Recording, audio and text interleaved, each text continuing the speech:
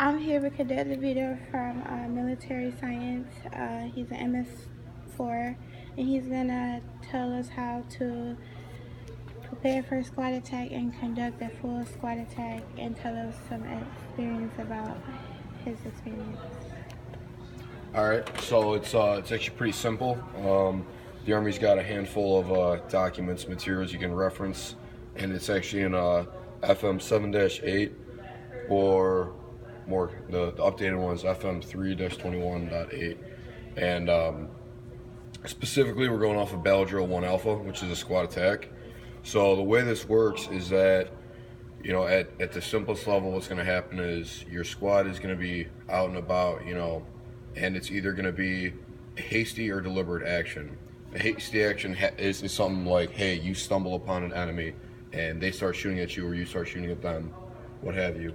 Deliberate action would be something you had time to prepare for. You had a map, you were able to do a rehearsal for it. You knew in advance this is what we were going to do, whereas a hasty attack, as the name implies, is something on the fly that just happens immediately. So in order to kind of prepare for this and set the stage, the Army uses something called the troop leading procedures. And it's 8 steps that you can use as a leader to really get through any type of mission. I'm going to read through those real quick, real fast. So the first one is receive the mission. Then it goes to issue the warning order, make a tentative plan, initiate necessary movement, conduct reconnaissance, complete the plan, issue orders, supervise and refine.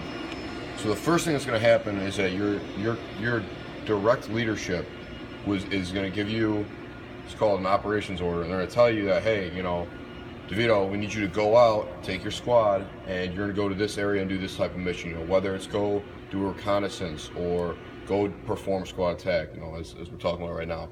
And then from there, you're going to get all this information. Everything that needs to be known is going to be known in advance, and then you can pass it down to the soldiers under you.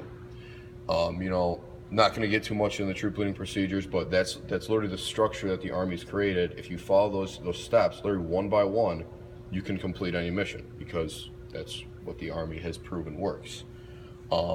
Now, getting specifically into a squad attack, there's a few ways that you can go about doing it. If you're in a squad, and a squad is 2 fire teams. A fire team is 4 soldiers roughly piece, and then you'll have your squad leader. So figure you could have anywhere from 8 to 10 soldiers in one squad.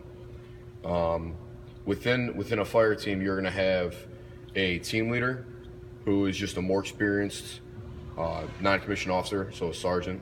And then under that sergeant, you're going to have an automatic rifleman or machine gunner.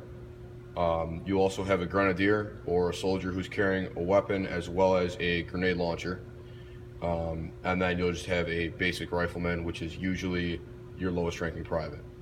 So a squad's going to have 2 of those, and then a squad leader who is very experienced. He's been in the Army for a very long time. So in order to set this up, what'll happen is, you'll have your squad and you're moving down some area. You're somewhere, you're doing something. I'm not really creative right now, but you're moving, and all of a sudden, that there's an enemy in a fixed position, or they start engaging you actively from a position, or what happens. So the battle drills immediately kick in, and it's training that every soldier, regardless of their job, knows how to do.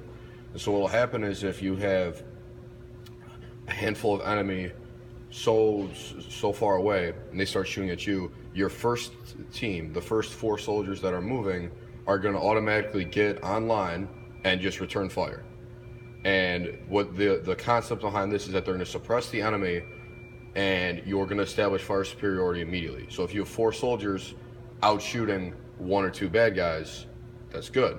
But now if you have 8 soldiers who can put down an even larger field of fire, that's better. So what will happen is you'll have your first team, call it Alpha Team. The 4 soldiers will get online and begin shooting to suppress the enemy, keep their heads down, and get them confused as to what the remaining soldiers are doing.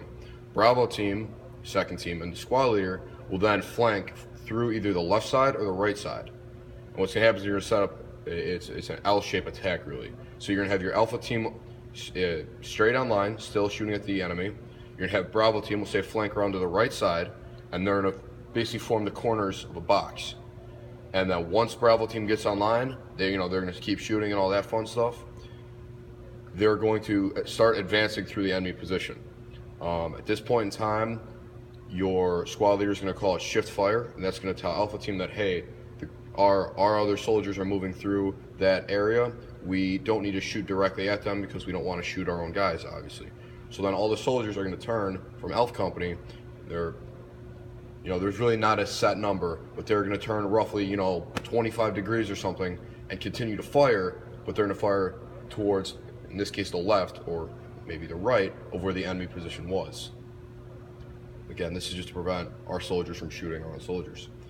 And then from there, Bravo team will continue to advance through, and they're called lift fire, meaning that they have completely cleared the objective or that position where the enemy was at, and they need Alpha Team to stop shooting so they don't shoot their own guys. And then once lift fire is called, Bravo Team will secure that area. They're going to call LOA, which means limit of advance, which is where Bravo Team is only going to go so far through that objective because they don't want to get so stretched out that Alpha Team is now lost and they can't see them. And following that, Alpha Team will then pick up and assault through the objective, basically clearing through what Bravo Team just went through, but they'll be going straight at it, whereas Bravo Team was coming through from the right side, in my example. After that happens, your team leaders, squad leaders, they're going to do what's called a ACE or a LACE report. What that is it's a liquid ammo casualty equipment for LACE, or ACE is simply ammo casualty and equipment, and you're checking all your soldiers to make sure that they have ammunition remaining. No one has been shot, no one's wounded, no one's killed or missing. And then regarding equipment, your radios are still functional. No one's missing any optics for their weapon systems. No one lost any of their gear. Everyone's still ready to go, still in the fight. Following that, you set up your 360 security. So you basically form a circle around the area you just assaulted through. Your squad leader is going to have his special teams do their jobs, which means while you'll have people facing all directions pulling security to make sure the enemy can't come back and try and get the jump on you or whatnot, you'll have your aid and litter teams or your medic go out and evaluate any of our soldiers who may have been injured. And then you'll also have, it's called an EPW team. It's a enemy prisoner of war team. And they're going to go out